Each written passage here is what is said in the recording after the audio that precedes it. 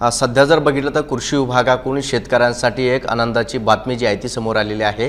कारण शेतकऱ्यांना आता तासनतास जे आहे ते कृषी दुकानावरती खत खरेदी करण्यासाठी थांबावं लागणार नाही, कारण कृषी विभागाकडून आता एक ॲप तयार करण्यात आलेला आहे आणि त्यामध्ये स्वतः शेतकरी स्वतःच्या पद्धतीने लागणारं खत जे आहे ते आगाऊ बुकिंग जी आहे ती करू शकणार आहेत। मात्र ती प्रोसिजर कशा पद्धतीची आहे ते जाणून घेण्यासाठी आपण थेट आता कृषी अधीक्षक साहेबांकडे आलेलो आहे। साहेब, काय सांगाल, कशा पद्धतीची ही ॲप आहे आणि कसा याचा फायदा जो आहे तो साधारणतः शेतकऱ्यांना होणार आहे? नमस्कार, मी दीपक गवळी, जिल्हा अधीक्षक कृषी अधिकारी, Chhatrapati Sambhajinagar.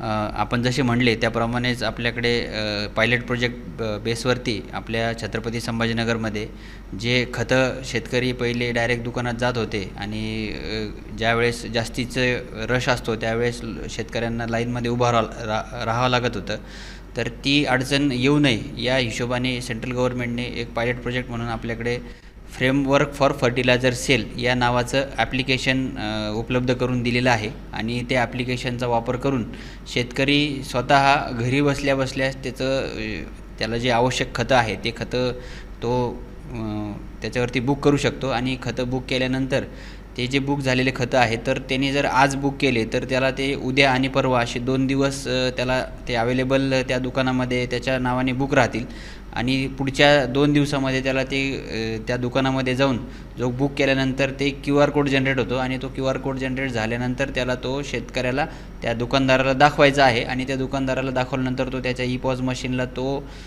QR code scan करून त्यांनी जी हे केलेली आहे, बुकिंग केलेली आहे, ते बुकिंग केलेल्या खताची त्याला ती जी डिलिव्हरी आहे त्याची जे काही किंमत असेल ती किंमत अर्थातच पेड करून त्याला ते खतं घेऊन जायची मुभा शेतकऱ्याला या ॲपच्या माध्यमातून मिळणार आहे। तर ही ॲप कशी असते आणि कशा पद्धतीने शेतकऱ्यांना ही ॲपचा वापर करायचा आहे नेमकी? आता याच्यात काय आहे की ते अँड्रॉइड बेस ॲप्लिकेशन आहे। अँड्रॉइड बेस ॲप्लिकेशन म्हणजे आपला जो स्मार्टफोन असतो, तर फोनमध्ये आपल्याला हे जे गुगल प्ले स्टोअर, आपला जो गुगल प्ले स्टोअर असतो, जे गुगल प्लेला त्याला आता हे तुम्ही सर्च बारमध्ये जर गेले गुगल प्ले स्टोअर, जिथून आपण वेगवेगळे ॲप्लिकेशन डाउनलोड करतो, त्या ॲप्लिकेशनमध्ये त्याला सर्चमध्ये जायचं आहे आणि तिथं त्यांनी फ्रेमवर्क फॉर फर्टिलायझर सेल असं त्यांनी टाईप केलं की त्याला अशा प्रकारचं ॲप्लिकेशनचं फ्रेमवर्क फॉर फर्टिलायझर सेल आणि त्याला एक हिरव्या कलरचं पान आणि खाली मिनिस्ट्री ऑफ ॲग्रिकल्चर अशा पद्धतीचं जे ॲप्लिकेशन दिसते, तर ते ॲप्लिकेशन त्याला इथून त्यांनी ते डाउनलोड करायचं आहे। मग ते इथं गेल्यानंतर त्याला इन्स्टॉलचं ऑप्शन येतं, तो ॲप्लिकेशन विदिन अर्ध्या मिनटामध्ये तो ॲप्लिकेशन डाउनलोड होतो।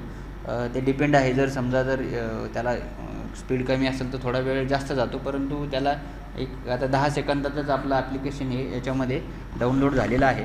तर हे आपण डाउनलोड झाल्यानंतर याला ॲप्लिकेशनला आपण ओपन अशा पद्धतीनं केलं आहे आणि ओपन केल्यानंतर इथं पहिले सुरुवातीला त्याला लँग्वेज सिलेक्ट करायचं ऑप्शन त्यांनी दिलेलं आहे। तर लँग्वेज सिलेक्ट करताना आपल्याला हे इथं मराठीचं सुद्धा आपल्याला लँग्वेजची व्यवस्था इथं आहे, इंग्लिशची सुद्धा आहे आणि 2-3 राज्यामध्ये ते सुरू करणार आहे, तर ते हिंदीची पण त्याच्यामध्ये व्यवस्था आहे। तर तुम्ही आता आपल्याला हे आम्हाला सोयीस्कर आहे तर आम्ही इंग्लिशमध्ये त्याचं हे करू आणि ज्या शेतकऱ्याला मराठी निवडायचं तो मराठीसुद्धा निवडू शकतो। ते निवड झाल्यानंतर त्याला पुढची स्टेप त्याला दिसते की त्यांनी ते जे आपलं राज्य आहे ते राज्य त्यांनी सिलेक्ट करायचं आहे। राज्य सिलेक्ट झाल्यानंतर त्याला हे आता सगळ्या राज्याची त्याच्यामध्ये आहे, महाराष्ट्र राज्य आपण सिलेक्ट केलेलं आहे।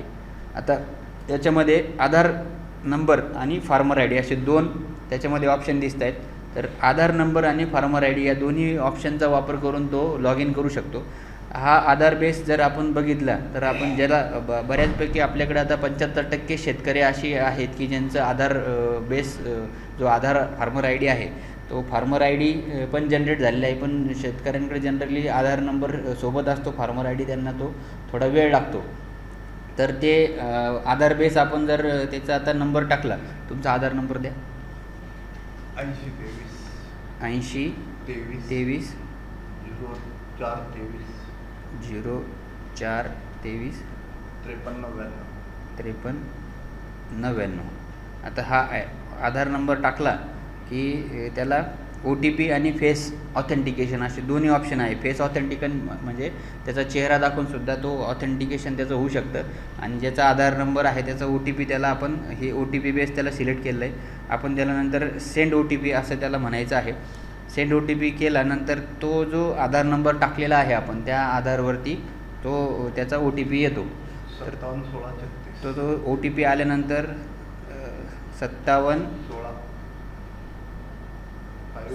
16 36 हे असं त्याच्यात आहे. त्याला व्हेरिफिकेशन आपण म्हणलं की तो व्हेरीफाय होऊन तो पुढच्या टप्प्यात जातो आणि ह्या आधारला लिंक जी जमीन आहे ती लिंकची माहिती तो ॲटोमॅटिक तुमचं नाव इथं घेतो. त्याच्यानंतर तुमचं जे गट नंबर वगैरे आहे त्या गट नंबरच्या याच्यामध्ये गट नंबरसुद्धा दिसतो आणि तुमचे पिकं वगैरे काय तुम्हाला घ्यायचे आहे त्याचीसुद्धा आपण याच्यामध्ये निवड करू शकतो. आता जर क्रॉप्सच्या याच्यामध्ये जर आपण याच्यामध्ये गेलं तर आपण पुढे चालून त्याला ही डिटेल आल्यानंतर आपण ही माय फार्मच्या याच्यामध्ये जाऊन आपल्याला जो सिलेक्ट करायचा आहे पुढं त्याचा तुमचा क्षेत्र त्याच्यामध्ये दिसते आणि हे जे आहे तुमचा सर्वे नंबर त्याच्यात सिलेक्ट तुम्हाला करायचा आहे. सर्वे नंबर सिलेक्ट झाला की पुढे जाऊन आपल्याला हे अवेलेबल दिसतं तुम्हाला की कुठले तुम्हाला क्रॉपवरती त्याला घ्यायचं आहे. आता हे पिकं निवडायचे असताना आपल्याला आणि याच्यातले वेगवेगळे कॅटेगरीचे पिकं आपण त्याला निवडू शकतो. याच्यात सिरियल म्हणजे तृणधान्याचे पिकं आहेत तर तृणधान्यामध्ये आपण आपल्याकडं मका वगैरे जे घेतो रब्बी पिकं आहे ज्वारीचे किंवा खरीपचे पिकं आहे हे सगळे ते पिकाची मोठी लिस्ट याच्यामध्ये आहे. तर त्या लिस्टमधून आपल्याला जे पिकं निवडायचे आहे त्या पद्धतीनं आपण त्याच्यामध्ये निवड करू शकतो. आता सिरियलमध्ये जर गेलं आपण तर खाली आपल्याला इथं आपल्याला खरीप सीझनमध्ये आपण मक्का जनरली आपल्याकडं मोठ्या प्रमाणात मक्याचं क्षेत्र आहे तर आपण इथं मक्याचं पीक जर सिलेक्ट केलं तर त्याला कन्फर्म पुढे आपल्याला त्या सर्वे नंबरमध्ये हे तुम्हाला मक्काचं पीक निवडायचं आहे आणि पुढे अप्लाय फॉर फर्टिलायझर असा त्याच्यामध्ये तुम्हाला टॅब दिसणार आहे. अप्लाय फॉर फर्टिलायझरमध्ये गेलं की ॲटोमॅटिक तुम्हाला त्याचं रिकमेंडेड जे हे आहे तुमच्या क्षेत्रानुसार त्याची ते युरिया किती तुम्ही घेतला पाहिजे, NPK किती घेतलं पाहिजे, DAP किती घेतलं पाहिजे, SSP MOP अशी सगळ्यांची यादी त्याच्यामध्ये तुम्हाला दिसते.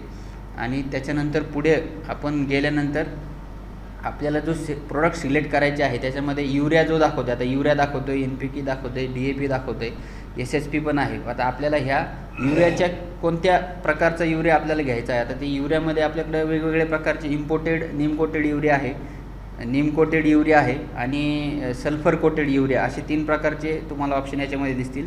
तर जनरली हे नीम कोटेड युरिया आपण सिलेक्ट करायचं आहे. तर नीम कोटेड युरिया सिलेक्ट केल्यानंतर आता इथे 19 बॅग ॲटोमॅटिक त्यांनी दाखवलेलं आहे परंतु आपल्याला ती बॅग जर त्याच्यापेक्षा कमी आवश्यकता असेल तर आपण त्याची संख्या कमी करू शकतो. त्याचं अप्पर लिमिट ते दाखवतं परंतु आपल्याला जेवढी आवश्यकता असेल तेवढंच आपण याच्यामध्ये मी एक आवाहन करेल की युरियाचा जो वापर आहे तो कमी आपल्याला करता आला पाहिजे. त्या हिशोबाने आपण कमीत कमी त्याचा वापर केला पाहिजे. आता मी इथे 4 बॅग युरियाच्या इथे सिलेक्ट केलेल्या आहे.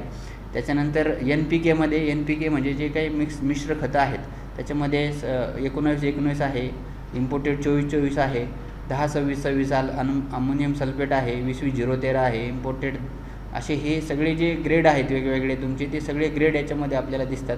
15-15-15-09 आहे, 16-16 आहे, हे सगळे वेगवेगळे प्रकारचे जेवढे ग्रेड आहेत सगळे याच्यामध्ये आपल्याला अवेलेबल दिसतात. त्याच्यातला आपल्याला जो पाहिजे आहे तो आपण ग्रेड निवडायचा आहे.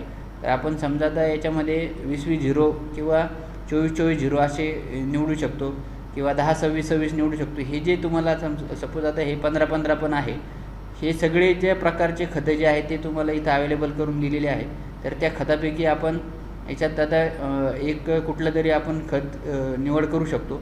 आता हे 20-20-13 असं हे खत समजा आपण इथं निवडलं तर त्याची गोण्याची संख्या पण आपण जेवढी आवश्यक आहे तेवढी तुम्ही इथं नमूद करा. कमी म्हणजे ते अप्पर लिमिट देतं तर तिला आपण जितक्या बॅग घ्यायच्या आहे तेवढ्याच आपण त्या सिलेक्ट करायच्या आहे.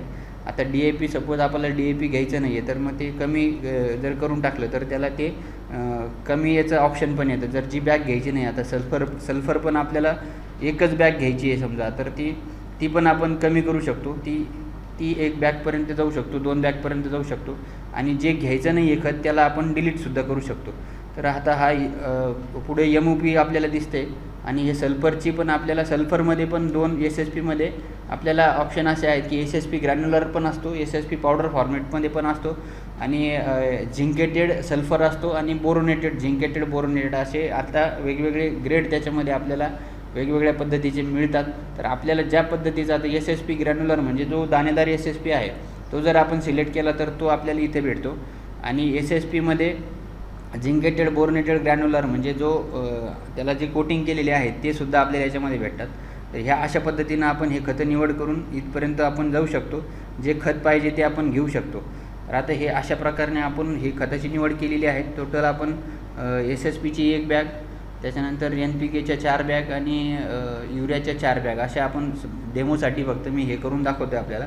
हे सिलेक्ट केलेले आहे आणि 9 बॅग आपल्या टोटल झालेल्या आहेत. आपण नेक्स्ट जो आपल्याला टप्पा येतो तो म्हणजे येतो आपल्या कृषी सेवा केंद्राची यादी आपल्या समोर दिसायला लागते. आपल्या आसपास जे कृषी सेवा केंद्र आहे ते कृषी सेवा केंद्र तुम्हाला इथं दिसतात आणि स्पेसिफिक गावामध्ये जर तुम्हाला काही तुमच्या गावामध्ये जर तुम्हाला बघायचं असेल तर त्या गावामध्ये सुद्धा त्या गावाचं नाव टाकून तुम्ही त्या गावातली दुकानाचं नावसुद्धा त्याच्यामध्ये सिलेक्ट होतं. आत्ता रिसेंटली याच्यामध्ये असं आहे की सध्या तालुका लिमिट केलेला आहे, पण आपल्याला तालुक्याबाहेर म्हणजे काही लोक तालुक्याच्या बाउंड्रीला राहतात आणि दुसऱ्या तालुक्यातून खतं विकत घेतात. तर ते आपण जिल्हा स्तरावरती ते कसं अवेलेबल होईल याच्या बाबतीत आपण याचा फीडबॅक दिलेला आहे.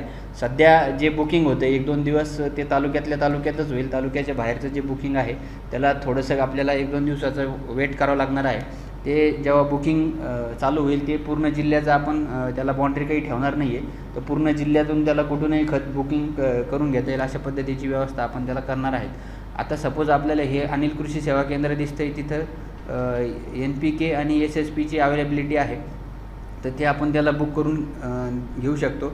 आणि युरियाचं जे आहे तर युरियाचं त्या पहिल्या दुकानात युरिया अवेलेबल नव्हता, तर त्याच्याकडे 2 त्यांनी NPK आणि SSP असे 2 खतं त्यांनी दाखवलेले आहेत. आणि दुसऱ्या नंबरला जो आहे तो दुसरं नंबरचं जे दुकान आहे तिथं युरिया दिसतो आहे आपल्याला, तर आपण तो युरिया तिथे सिलेक्ट करू शकतो. म्हणजे जर एखाद्या दुकानात एखादं खत अवेलेबल नसेल तर ते त्याला ते खत बुक करण्यासाठी सुद्धा त्याची सुविधा आपल्याला याच्यामध्ये देण्यात आलेली आहे. आता हे अशा प्रकारे आपलं बुकिंग झाले म्हणजे त्या दुकानाची निवड केलेली आहे आणि 3 खताची पद्धतीनं आपण त्याची निवड झाल्यानंतर त्याला पुढच्या टप्प्यात जायचं आहे. आता याच्यात पुढचा ऑप्शन असा येतो की बऱ्याच वेळेस शेतकरी खत घेण्यासाठी स्वतः जात नाही, तर कोणाला तरी त्याचा गावातला कोणी मित्र असतो, प्रतिनिधी असतो, कोणी मुलगा असतो किंवा बटाईदार असतो. तर त्या बटाईदाराला स्वतः मालक जेव्हा बुकिंग करतो तर खत घेण्यासाठी तो त्याचा प्रतिनिधी म्हणून बटाईदार पाठवतो. तर तो ज्या माणसाला तिथं पाठवणार आहे, आता याच्यात 2 ऑप्शन आहे, फार्मर स्वतः घेऊन जाणार आहे खतं किंवा त्याचा कोणी प्रतिनिधी पाठवणार आहे. अशा परिस्थितीमध्ये जर तुम्ही स्वतः घेऊन जाणार असाल तर स्वतःची निवड केली तर तुमचा फक्त मोबाईल नंबर त्याच्यामध्ये टाकावा लागतो. आणि जर तुम्ही निवडलं की तुमचा कोणीतरी प्रतिनिधी खतं घेऊन जाणार आहे तर तो प्रतिनिधीचा मग तुम्हाला आधार त्याच्यामध्ये ID टाकावा लागतो. आता ह्या केसमध्ये आपण असं समजू की स्वतः शेतकरी घेऊन जाणार आहे आणि त्या स्वतः आपण फक्त त्याचा इथं मोबाईल नंबर टाकू आणि ज्या केसमध्ये त्याचा रिप्रेझेंटेटिव्ह कोणी घेऊन जाणार आहे तर त्याचा आधार नंबर इथं टाकायला त्याच्यात गरज पडते. तर आपण आता इथं स्वतः शेतकरी घेऊन जाणार आहे असं म्हणू आणि त्याचा मोबाईल नंबर टाकू. आता तुमचा मोबाईल नंबर 9923 794275. तर हा नंबर आपण एनरोल केलेला आहे. तर तो त्याचा नंबर ऑथेंटिकेट करतो आणि हा अशा प्रकारचा QR कोड जनरेट झाला म्हणजे तुमचं खत बुकिंग झालेलं आहे. आता याच्यात आपल्याला काय झालं की 2 कृषी सेवा केंद्र आपले पहिल्या नंबरचं एक कृषी सेवा केंद्र आहे आणि दुसऱ्या नंबरचं आहे. कारण पहिल्या नंबरच्या कृषी सेवा केंद्राकडे आपण 2 खतं बुक झाले आणि दुसऱ्या नंबरच्या कृषी सेवा केंद्रावरती युरिया बुक झाला. तर जे 2 कोड आहेत हे QR कोड त्यांनी ज्या दुकानात बुक झालेलं आहे ते दुकानात तो QR कोड दाखवायचा आणि त्याचं खत त्यांनी स्कॅन करून घेऊन जायचं. परत दुसऱ्या दुकानात जायचं, दुसरा QR कोड दाखवायचा आणि ते घेऊन जायचं. आता याच्यामध्ये QR कोड प्लस त्याची बुकिंग IDचा नंबरसुद्धा असतो. किंवा जर समजा हे दोन्ही नसलं तर ज्यांनी बुक केलेलं आहे त्याचा तरी थंब जरी लावला तरी तो लक्षात येतो की यांनी बुक केलेलं आहे आणि तो घेऊन जाऊ शकतो. परंतु कंपल्सरी हे आहे की त्याच्या ज्या थंबवरती तो बुकिंग ID त्यांनी तयार केलेला आहे का QR कोड हे त्याला कंपल्सरी आहे. आणि हा अशा प्रकारे मग तो आज आता आपण दाखवतो याला की हे व्हॅलिड ऑन 7 जून 2026 आणि 8 जून 2026 म्हणजे आज तारीख आहे 6 जून. तर याची आज बुकिंग केल्यानंतर आपल्याला उद्या आणि परवा असे 2 दिवस त्याची मुदत असते. 2 दिवसात आपण त्या संबंधित दुकानाकडे जायचं, त्याला QR कोड दाखवायचा आणि आपलं खत घेऊन जायचं. जर 2 दिवसाच्या नंतर आपण गेलो नाही तर ती ऑटोमॅटिक बुकिंग कॅन्सल होते. परत यदा कदाचित आपल्याला 2-3 दिवसांनी परत वाटलं की आपली बुकिंग कॅन्सल झालेली आहे, आपल्याला परत बुक करता येतं आणि खतं घेऊन ह्या जी सुविधा आहे त्याचा फायदा आपल्याला घेता येतो. अशा पद्धतीनं ही सगळी प्रक्रिया आपण आता समजून घेतलेली आहे. याच्यात खूप सोप्या पद्धतीनं हे ॲप्लिकेशन आहे. थोडं सुरुवातीला त्याची काही दुपारपर्यंत काल थोड्या अडचणी आल्या. तर शेतकऱ्यांना माझं एक आव्हान राहील की ही पायलट प्रोजेक्ट आहे. थोडासा सुरुवातीला कुठलीही गोष्ट नवीन बदल ज्यावेळेस आपण करत असतो त्यावेळेस आपण त्याच्यामध्ये आपल्याला त्या गोष्टी थोड्याशा अडचणीच्या जातात, परंतु थोडंसं संयम ठेवा आणि हे जे ॲप्लिकेशन आहे. काल जे ॲप्लिकेशन सुरू केलं आहे तर कालपासून आतापर्यंत किती साधारणतः बुकिंग तुमच्यापर्यंत पडलेलं आहे, कसा प्रतिसाद जो आहे तो शेतकऱ्यांनी यासाठी दिलेला आहे? याच्यात मला सांगायला आनंद वाटेल की खूप चांगल्या प्रकारचा प्रतिसाद आपल्याला इथे मिळाला आहे. आमची पूर्ण यंत्रणा गेल्या 8 दिवसापासून या प्रचार प्रसिद्धीमध्ये कार्यरत आहे. माननीय जिल्हाधिकारी महोदय यांनीसुद्धा बाकीच्या ज्या यंत्रणा आहेत, तालुका कृषी अधिकारी असेल, तुमचे ग्रामविकास अधिकारी, तुमचे जे BDO आहेत आणि तहसीलदार आहेत, ह्या यंत्रणेची सुद्धा एक सेपरेट बैठक घेऊन त्यांनासुद्धा सूचना दिलेल्या आहे. त्या लोकांनीसुद्धा आपल्याला मदत केलेली आहे. तर कृषी विभागाचा याच्यामध्ये मोठा वाटा आहे की मोठ्या प्रमाणात प्रचार प्रसिद्धी करून आपण 3,500च्या वरती एका दिवसामध्ये याची बुकिंग केलेली आहे. आणि नॅशनल लेवलला हा ज्या वेळेस आपण माहिती घेतली तर हा आकडा जो आहे तो खूप चांगल्या प्रकारचा, पहिल्या दिवसात जी बुकिंग झालेली आहे ती खूप चांगल्या प्रकारची बुकिंग यामध्ये आपली झालेली आहे. आणि आज बऱ्याचशा लोकांनी त्यापैकी जवळपास 3,500 जी बुकिंग झालेली आहे तर 1000 लोकांनी ते खत उचलूनसुद्धा नेलेलं आहे. तर त्याच्यामध्ये थोड्या अडचणी सोडल्या तर काही स्मूथली ह्या गोष्ट चालू आहे. काही ठिकाणी टेक्निकल प्रॉब्लेम येतात, त्यासाठी काही हेल्पलाईन नंबर तयार करण्यात आलेला आहे की ते ॲपमध्ये काही टेक्निकल प्रॉब्लेम आला त्यासाठी काय शेतकऱ्यांना काय पर्याय उपलब्ध आहे?